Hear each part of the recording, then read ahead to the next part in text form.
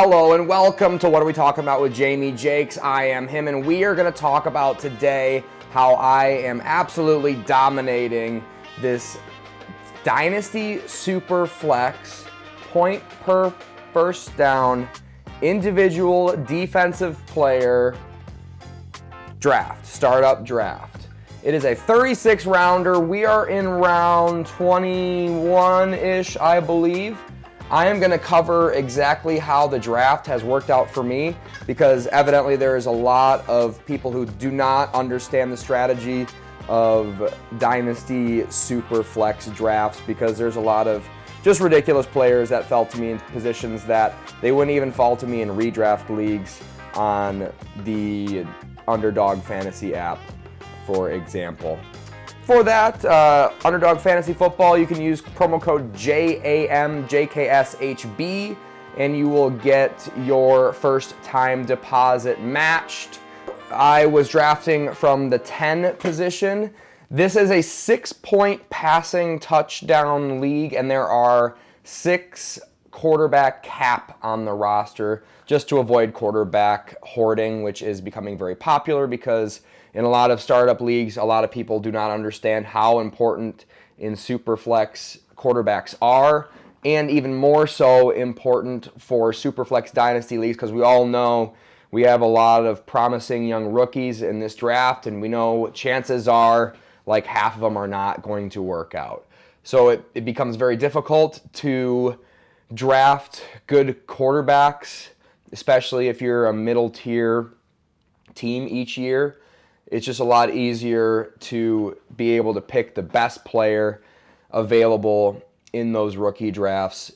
And for that reason, quarterback, and we'll talk about tight end, are very, very important to lock down in Dynasty SuperFlex draft. So I was drafted from the 10 spot, and in a previous mock draft, Lamar Jackson fell to me, and I took him there. This time I was very pleased to see Justin Herbert fall to me at 10. I also had my choice between him, Justin Fields, and Trevor Lawrence. Just with the history that we've seen with Justin Herbert, and we have seen him get a massive contract, which is why I already bumped him up a little bit ahead of Justin Fields and Trevor Lawrence, even though in a regular Dynasty SuperFlex league, I'd probably take Justin Fields over him.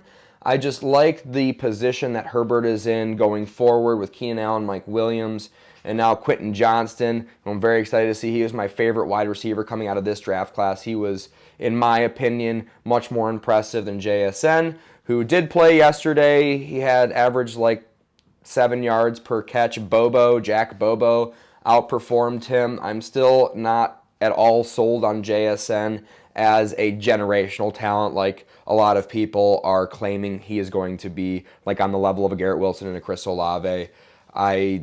I'm not seeing it yet. So keep our eyes out on JSN. Spoiler, I'm probably not going to get him in this draft. Okay?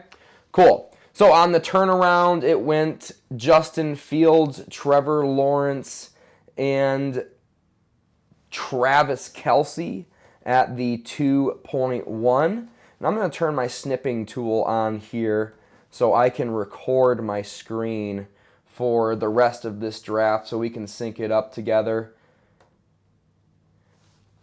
A.J. Brown made it to 2.2, which I was super happy with. I got one of my favorite Dynasty assets, Garrett Wilson, right there at the 2.3.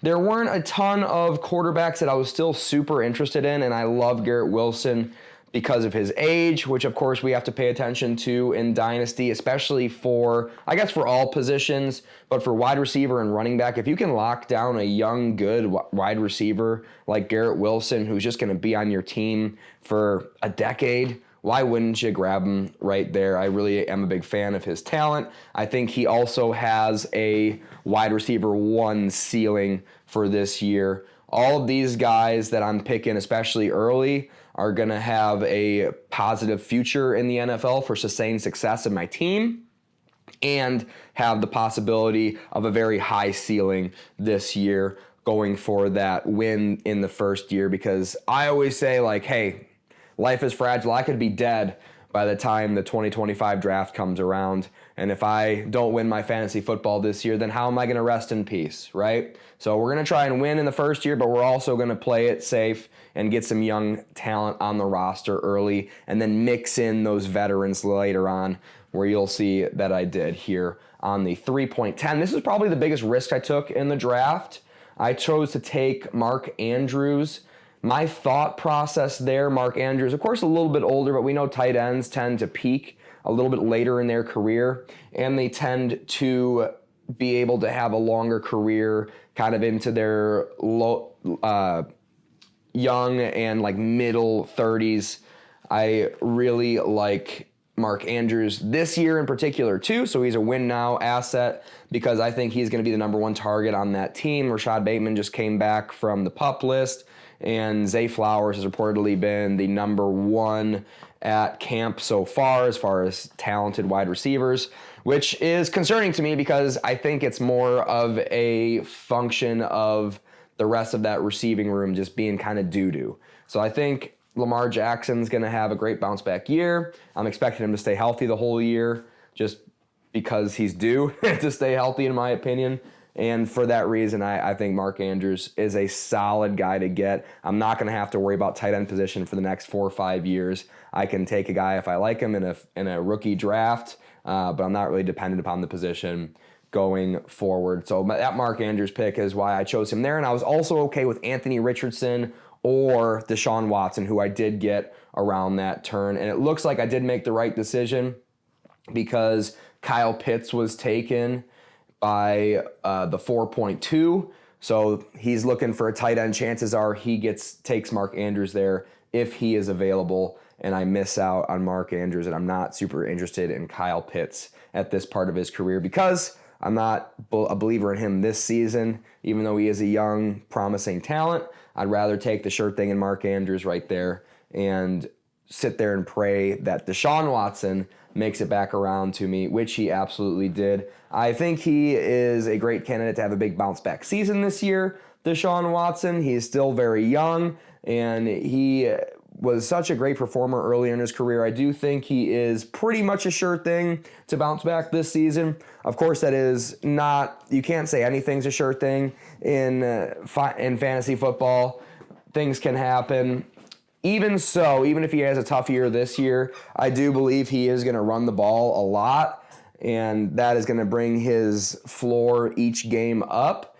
And if you look at that offense, like imagine if you had any other young quarterback with this offense throwing the ball to Elijah Moore, throwing the ball to Amari Cooper, David Njoku, a great offensive line, a great running game with Jerome Ford, and of course Nick Chubb.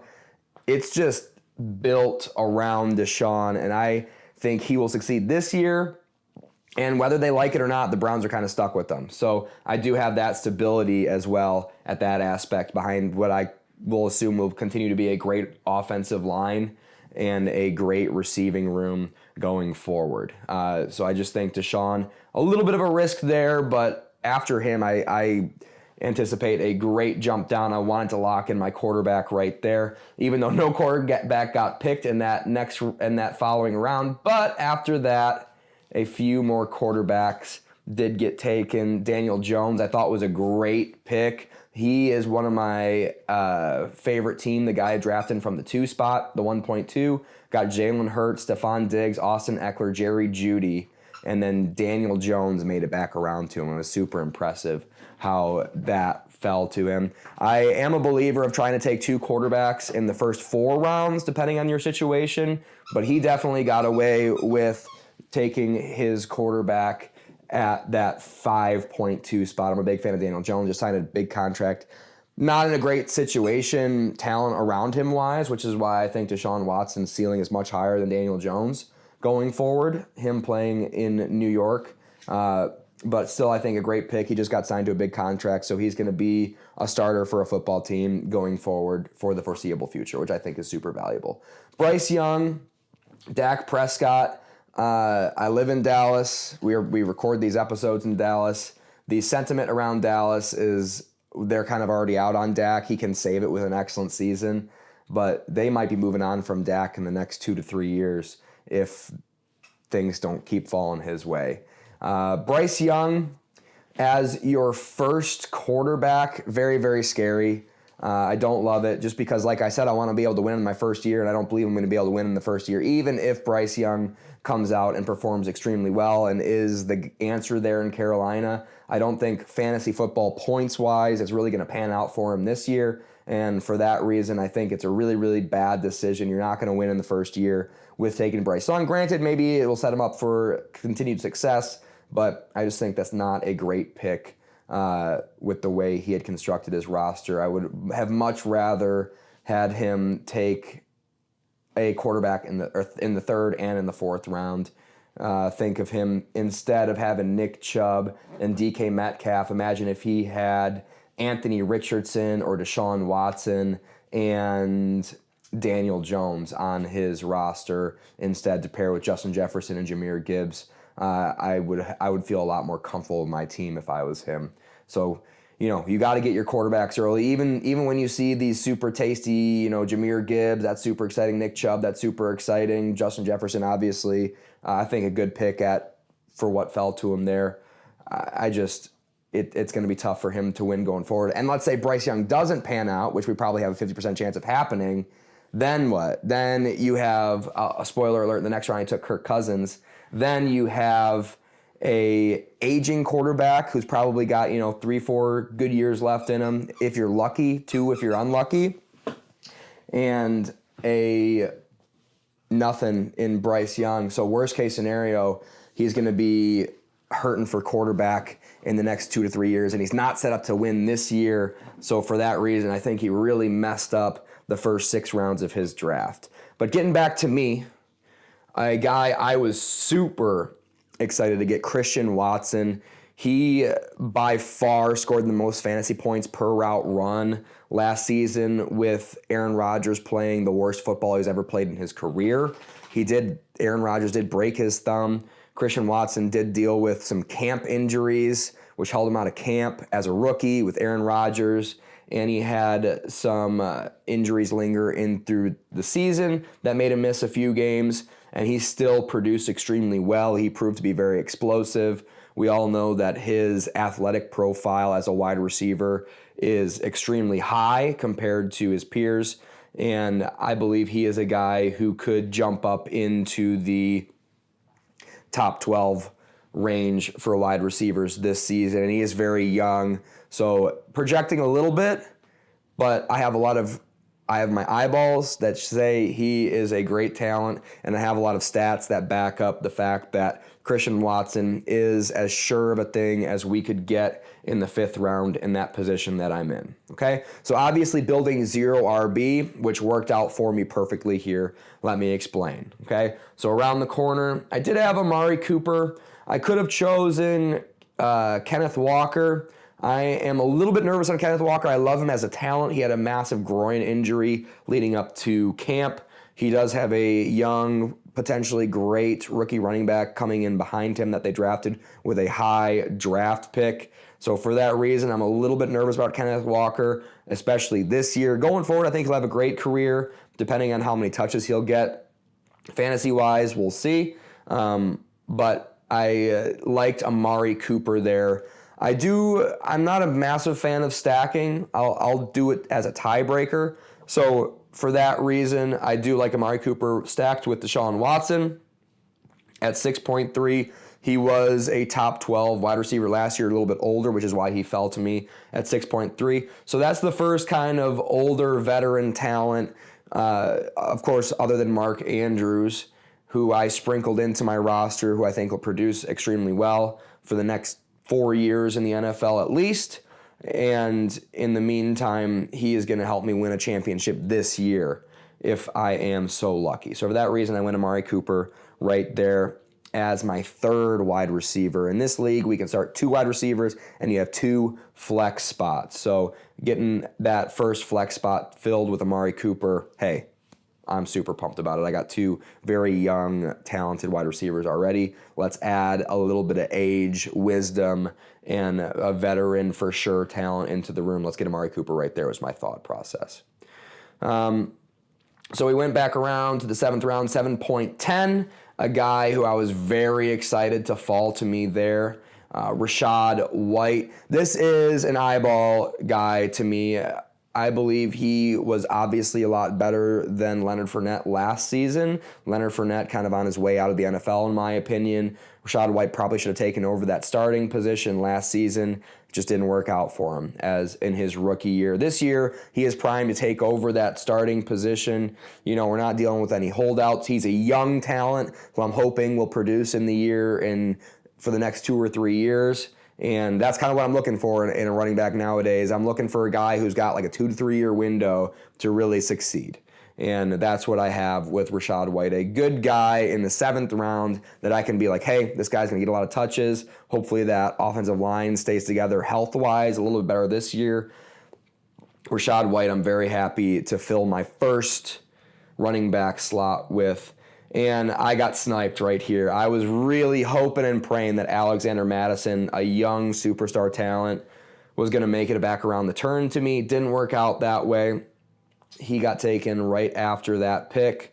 I was super bummed about it, but I wasn't so sad because I got a guy in Dalvin Cook, 27 years old, okay? So at the peak of his career, guy that's going to help me win this year, a guy who will go to the Jets, will get signed in the Jets as soon as he's ready to go to training camp, a guy who still has it. He is super talented, and a guy who Aaron Rodgers took a pay cut to bring in the town. So if you take your mind out of old Dalvin Cook, in your mind, he's probably like 32 years old. He's 27 years old.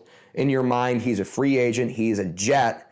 And in your mind, he's like, maybe he is going to be in a committee situation. No, it's Aaron Rodgers. He's in charge, and he wanted Dalvin Cook on the team. He took a pay cut to get Dalvin Cook on the team, and hopefully maybe some more talented guys, maybe from the Raiders, guy who's not super happy with the position he's in over there in a tanking team over in Las Vegas. Davante Adams hopefully will make it onto this roster and be the number 1, and Garrett Wilson to be the number 2, which I'm fine with. Who gives a fuck at that point? Dalvin Cook, a guy I'm getting at the 8.3, who I think has a ceiling of being like running back number 5 on this season. Why not? He's going to get a lot of dump offs from Aaron Rodgers. Aaron Rodgers loves throwing behind the line of scrimmage. He does it more than anybody in the NFL, at least last season. Dalvin Cook is primed to get a lot of dump offs, a lot of touches, a lot of runs, and he is super explosive. He's going to be in a super explosive offense over there in New York and could score a lot of touchdowns, which of course is king in fantasy football. Quit sleeping on Dalvin Cook. He's 27, so if I'm lucky, I'll get 2 good years out of him. If I'm lucky, I'll get 3 good years out of him. I'm expecting 2 good years out of him. I'm expecting the Jets and him to be paired with Aaron Rodgers for the next 2 years in New York. And for that reason, I think Dalvin Cook is an awesome value, a good veteran who I assume is a sure thing, who I consider a sure thing at the 8.3 to fill out my running back room. So now I got Rachaad White and Dalvin Cook to fill out my running back room. So now I can kind of pick my favorite guys. And here's where things get interesting. So I am in a league with a lot of Detroit Lions fans. I have also noticed from the guys that I'm drafting against, Brew had both of his, so he had two quarterbacks drafted, Kyler Murray and Aaron Rodgers. Dog Dad had 2 quarterbacks. But after him, we had CMP, who had 1 quarterback drafted at the time. And then we had Trevor, who had 1 quarterback drafted at the time. So I'm thinking Jared Goff. He's not going to make it back to me. I really want him as my backup quarterback, my quarterback number 3, who can come in the case of an injury or who can come in and fill in the roster in a bye week, but also a guy who will have another good season with a high-powered offense in Detroit. He just got voted NFL Top 100 by his peers, which isn't nothing. That does mean a lot that his peers respect him. And a guy that is tied to the Detroit Lions for the next 2 to 3 years, and a guy who I believe will be a starter in the league. And in a SuperFlex league, he is the type of guy I can turn into assets in the future, or assets this year in the form of a draft pick or in the form of a young talent, a team that maybe is needy for a running or a quarterback late in the season that I can trade with, or a team that needs a quarterback next year. If their young guy that they were counting on doesn't pan out, I can trade Jared Goff to them for a massive draft pick and still have Justin Herbert, Deshaun Watson on my team. So what I did was I traded, and here's how I did this trade. I think it's super fair. I could tell he was kind of stalling. He didn't know who to pick. And I was like, hey man, if you don't know who to pick, let's just swap the next 2 draft picks. So I traded him my 9 and my 10 for his 9 and his 10, and it worked out perfectly for me. Because I would have guessed that Jared Goff does not make it to me at 9.10, and the next highest guy I had on my draft board was Brian Robinson. So I would have taken Brian Robinson with my 9-10. He made it all the way back around to me at 10-8. My trading partner got Russell Wilson, got Keenan Allen, so he's happy. And I'm happy because I got Jared Goff and I got my guy, Brian Robinson. I'm a big fan of Brian Robinson. If you look at the film, it's a guy who came off of getting shot in the leg twice in the preseason, came back, re-won the starting position from a veteran at Washington for the Washington Commanders, and a guy who got much more explosive, much faster, and much more productive as the season went on, because in my opinion, he recovered from that injury, getting shot, going to the hospital, almost losing his life basically, and being able to come back from that. He's a gritty guy, obviously, and I think he's just a guy who's going to look way better, way faster this season, week 1, compared to the way he did last season. Also another young guy, a guy who best case scenario could be on my team, could produce for my team for the next 6 years. Again, it's the running back position, so I'm kind of hoping for 3 years out of him.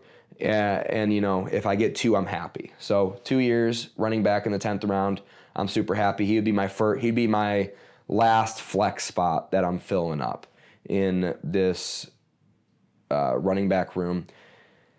Going on to the 11th round, I stayed put. Brock Purdy got drafted right before me, a guy who I was looking at. Same thing with Devin A-Chain, a guy I was looking at.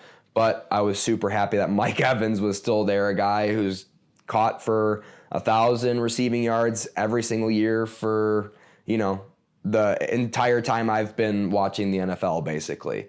He's super consistent. I'm not super concerned about Baker Mayfield or Kyle Trask throwing him the football. He's going to be the wide receiver 1 there. And if he does stay healthy for the whole season, the sky's kind of the limit for him. He is that type of talent. And he's only 29 years old, a guy who I'm expecting 2 years out of, maybe 3 years if I'm lucky, of 1,000-year receiving. So he would be actually technically my first bench spot. Honestly, I'm probably going to start him over Brian Robinson week 1, assuming everybody's healthy and everything.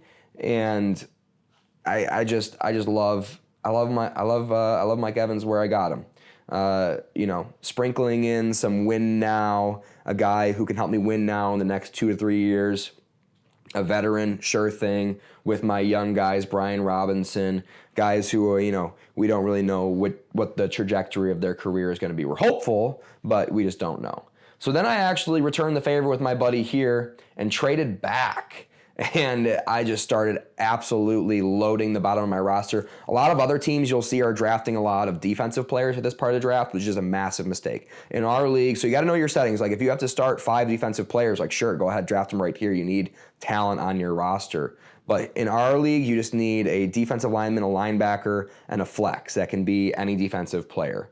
And in our league, tackles and sacks are king. You know, you can get a lot of points from an interception, but interceptions are hard to come by, especially if a team just decides not to throw to you. You don't really get those points out of your defensive back. If he is locked down, he's just not getting targets. So for that reason, in this league, our linebackers will be most consistent because they'll just have a consistent amount of tackles. You know, maybe you'll luck into a interception or a scoop and score on a fumble recovery.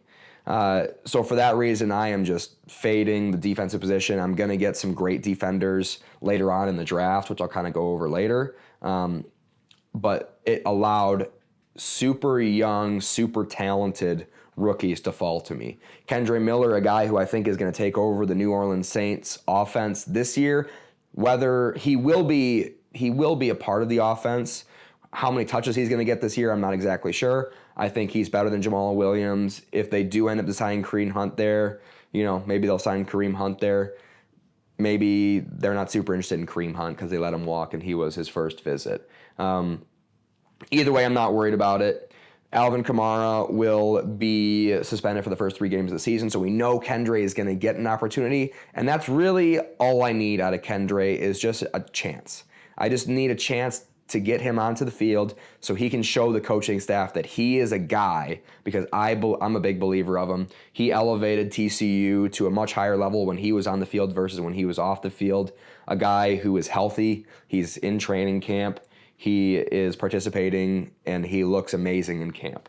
I just love everything about Kendre Miller, guy who's super young, and a guy who could be a bell cow back for me if everything works out for the next 5 to 6 years. So super valuable pick there, a guy with a lot of upside. And now I'm going to start hitting a lot of super high upside guys. And no different with my next pick. Marvin Mims made it back around to me out of Denver. Tim Patrick tore his Achilles in camp already. Mims could be a guy who could be the number 1 there week 1. We know Sean Payton loves using rookie wide receivers. I don't know why. A guy, he's also just super talented, a guy who jumps off the film for me, and I need a guy who I believe in film-wise, and that's why I'm taking Marvin Mims here. A guy, I could stash my taxi squad. You do have to be mindful of your taxi squad. So if you don't know taxi squad, how that works, it allows you to expand your roster, basically. So it's guys you can hide in a designated roster spot, rookies that you can put in there and say, hey, let's let this guy develop for a year. He's not going to eat up a roster spot for me. Best case scenario, he does pan out, and I just have to cut one of my veterans who isn't producing for me at the time. So Marvin Mims, a guy who has got a lot of upside this season, a guy, again, a young talent who can produce this season, but in the long run, I'm a believer in skill-wise. So I love Marvin Mims with that pick there. And I traded back to Kendre Miller. Love that. Why wouldn't I be pumped about that? And there's a lot of defensive players that are going off the board right now. Franklin, for the Indianapolis Colts, we don't even know how many snaps he's going to get, especially if Shaq Leonard comes back this season and is healthy and basically replaces him for the linebacking core over there in Indianapolis. And he passed on a guy like Tank Bigsby. Tank Bigsby, if you read the reports coming out of Jacksonville, they have no tie. The coaching staff, the general managers there have no ties with Travis Etienne. They used high draft capital on him previously, but it's not the same organization, okay? So in Jacksonville, getting Tank Bigsby, a guy the running backs coach can't stop talking about. They love this guy, a guy who is guaranteed to have production this year, and a guy who just jumped off the tape for me. He is such a stud, kind of runs like Adrian Peterson, Nick Chubb, where he's just always got his chest facing the end zone, and it makes him look less quick than he is. But, man, I'm excited to see him. I'm hoping to see him play a little bit in the preseason this weekend. He is just awesome. And a guy, again, a young guy who I believe could be a bell cow back going forward. I think I got a pretty good chance that either Kendre Miller or Tank Bigsby, if I'm lucky, both of them really pan out and become long-term running backs in the NFL, where I don't have to worry about the position for 4, 5, 6 years, which is just super valuable, having depth at all positions in Dynasty, because it makes it really easy for you to just take the best guy in those rookie drafts, or trade for massive assets going forward if you feel like you need to fill a certain spot in your lineup. So I got Tank Bigsby there, and then I had a long wait. A lot of tight ends going off the board. And I got Romeo Doubs, guy who is cooking guys who run 4.2s in training camp right now in the joint practices. I'm obviously a believer in Jordan Love, even though I didn't end up getting him in this draft. He was a guy who just wasn't high enough up on my draft board for where he went. But Romeo Doubs is an absolute stud. I think Reed over there in Green Bay is not going to be much of a threat to him for that number 2 position. I already have Christian Watson, so let's say Christian Watson goes down with an injury. I have the number 1 wide receiver to back him up, and a guy who is super talented over there in Green Bay, a guy who I also think could have a breakout season, and a guy who is going to have a better quarterback. Let's face it, like Aaron Rodgers is the best quarterback of all time, throwing the football wise, but he had a broken thumb. He wasn't accurate last year. He was one of the worst quarterbacks in the league if you look at the stats. And for that reason, I think Romeo Doubs is just an absolute steal where I got him here, especially the way I have constructed my team. And again, you'll see a bunch of defensive players going off the board here. I got Rashid Shaheed, who was on pace. If you take his last 6 games of the NFL season, once he finally did kind of earn that starting role or earn more time on the field, and lucked out with a couple of injuries to Olave and the other wide receivers over there in New Orleans. He's going to have a skilled, competent quarterback throwing him the football this year in Derek Carr, who's looking absolutely jacked in his Saints uniform. His arms are absolutely huge, which is a great sign to me. I love giant arms. We all saw Christian McCaffrey got giant biceps the year before he absolutely broke out. Like, he was already, broken out, but he broke out that year when he got those giant cannons like 4 or 5 years ago, or however long ago that was. But Rashid Shaheed, there was a point in the season where he had like 25 yards per reception or something absolutely insane like that. He is super explosive. He's super fast. A guy who I think I can start this year, and if he does break out, he's going to be a massive help to me this season, and a young wide receiver who's just going to be a staple on my team going forward. And I'm getting him in the 16th round because guys are taking defensive players that they're going to end up cutting in a few weeks anyway into the season. And it just keeps getting better from there. A long wait, a lot of defensive players. Now they're kind of having to reach on these quarterbacks. I like the Mac Jones pick, Will Levis at the 17th round, like third string quarterback, getting him in the 17th round. I don't know about that. I did have Justin Ross sniped from me over there at 17.4. I was pretty pissed off about that. Same thing with Alec Pierce.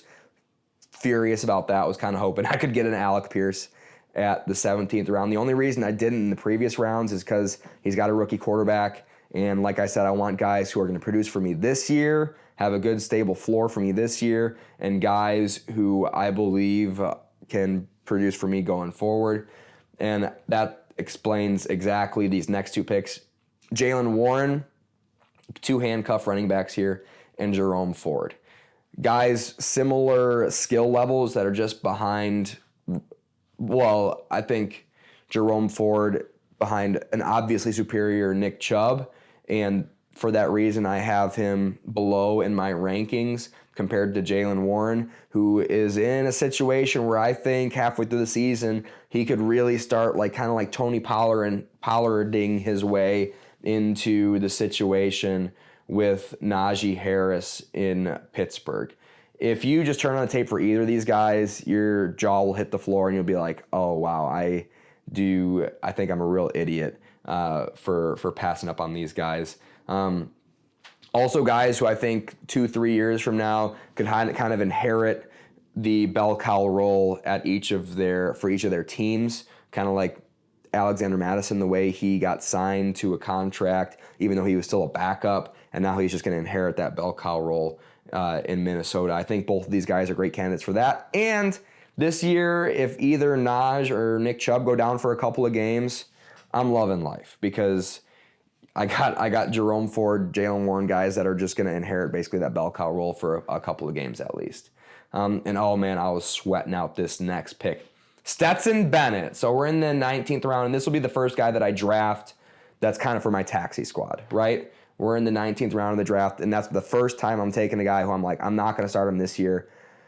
He won 2 national championships. What are we talking about here? It's Stetson Bennett. He is talented. He didn't have, I mean, honestly, if you look at his highlight reel, he didn't have a lot of separation from his receivers. His receivers weren't really carrying the offense. He was super accurate, which is going to obviously transfer extremely well to the NFL. You know, a guy who's going to be limited as an athlete. He's a great athlete in college, but I think he's going to kind of not be able to run the ball like he did in college in the NFL. Just speed-wise, it's a little bit different.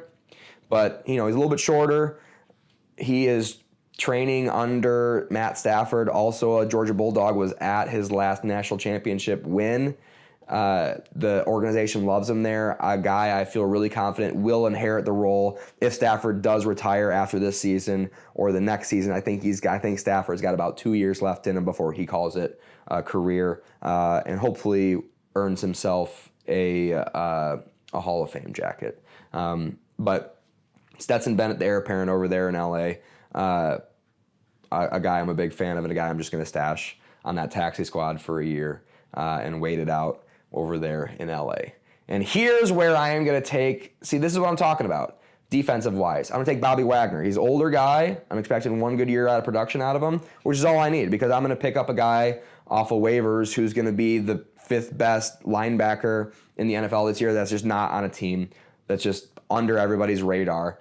I'm gonna pick up a guy like that. I'm gonna pay attention to the scorers of the defensive position individually every week, and not the rest. The rest of my league mates are just not gonna do that.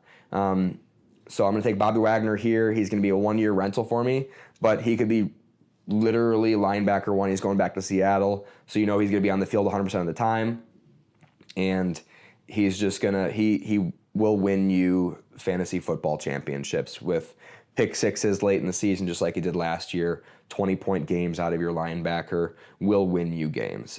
So that's where I'm going to take my first defensive player, is round 20.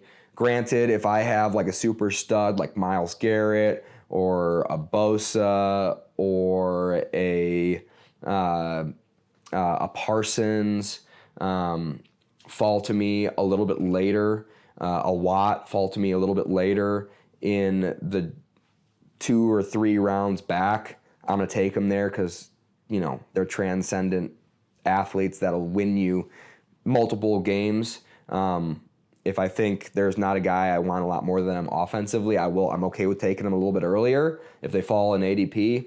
But Bobby Wagner, round 20, guy who's going to be top 12 easily, guy who stays really healthy. You know, it's like, why do you already have 3 linebackers on your roster if you can get Bobby Wagner around 20, right?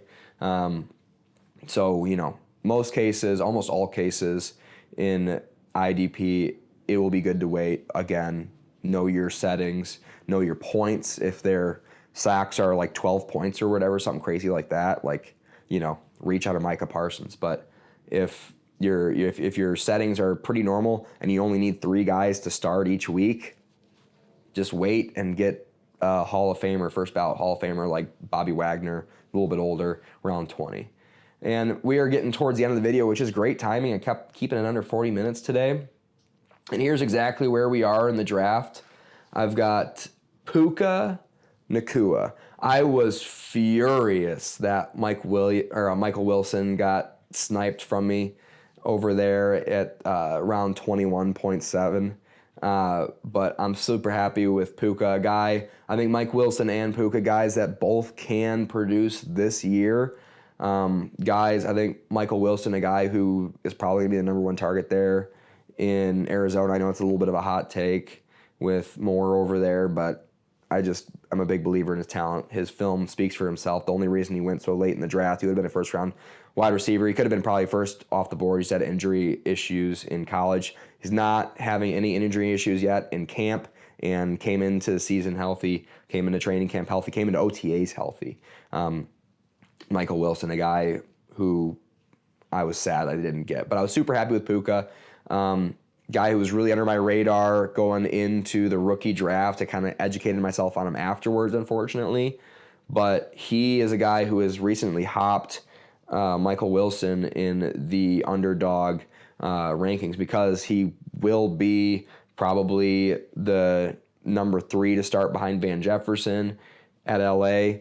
But if there's an injury to Cooper Kupp or Van, or if he just kind of earns that position over Van Jefferson, a guy that'll produce this year and a guy that I think is going to be hopefully a good talent. You know, it's round 21, so we're not going to be sure about anything at this point in the draft, but a guy who, again, I think has a really high ceiling, and I'm looking for young guys who have really high ceilings at this part of the draft. Going forward, don't tell my league mates this, but I'm probably going to be looking at Dre Greenlaw here, San Francisco linebacker. Like, he'll be my flex linebacker, my flex spot. So I have Greenlaw and Bobby Wagner as my two linebackers, and I didn't even use a draft pick on them until after round 19, and I was able to stack my lineup with like Jerome Ford, Jalen Warren, guys that can produce for me this year, that have a high ceiling this year and a high ceiling for their futures. Rashid Shaheed, Romeo Doubs, Tank Bigsby, Marvin Mims, Kendre Miller. Like, I would hate to have, like a Chase Young instead of one of these, like a Kendre Miller or a Marvin Mims. Like Chase Young, like kind of on the same tier to me as, at least this season, as guys like Greenlaw, and Bobby Wagner I think has a much higher season than him. So, wait on defensive players unless you need like 5 or 6 of them to start every single week. I'm also looking at, I probably will do a different video of guys that are just really buried way, way down low in these Dynasty SuperFlex startup drafts that you just need to have on your radar, because there's a lot of really, really talented guys that are just buried in the IDP here on the Sleeper app. Other guys I am looking after here in these later rounds, young rookies that I'm planning on stashing. Wide receiver, there's not a lot of great wide receivers or running backs left. There's a lot of great tight ends, 1-year rentals like Taysom Hill, Mike Gesicki, Luke Schoonmaker, who would be a taxi squad candidate for me. Jake Ferguson, don't tell anybody about Jake Ferguson. I'm not even going to tell you what team he plays for. Don't fucking worry about it. Don't draft Jake Ferguson. It's a stupid idea. But draft Jake Ferguson. And then, now I'll start taking peeks here and there at the defensive position as well. I believe I had, who else did I have? Yeah, just tight ends.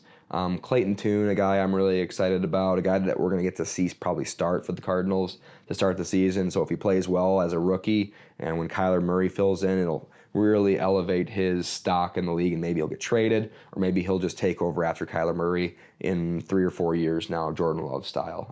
Guy who, for Houston, passed the ball extremely well. He did have a great wide receiver in Tank Dell, who I'm now kind of regretting. I have him in my other Dynasty league, which is why, and I don't think he'll be able to produce this year, which is why I didn't take him in the startup. So maybe I'm hoping he doesn't produce very well this year, Tank Dell, and a guy maybe I can trade for a second round rookie draft pick or something like that going forward. I'm going to do a lot of Dynasty content. It was the biggest video on my channel. It's obviously very searchable. Hopefully that's how you found this. I do a lot of fun stuff too on this channel. We're going to have a lot of live streams during Sunday Night Football this year. We're going to have a lot of just me in a room with my friends in the same room. None of this like COVID FaceTime bullshit that you'll see on other channels. Like, just friends hanging out, watching football, talking about football weekly during the season. Please subscribe. You are getting in on the ground floor as I record this episode right now. We've been doing it for a couple of weeks. We have 16 subscribers, so you are getting on the ground floor of this. You could always say, I was hanging out with Jamie Jakes on What Are We Talking About right when he was just starting out in his upstairs of his house in Dallas. I have been Jamie Jakes. You can follow me at drjamiejakes on Instagram. You can follow me at jmjks on Twitter, which is where I will post most of my football content. I also have a Discord if you're interested. Leave a comment if you want an invite to that. Thank you, and good night.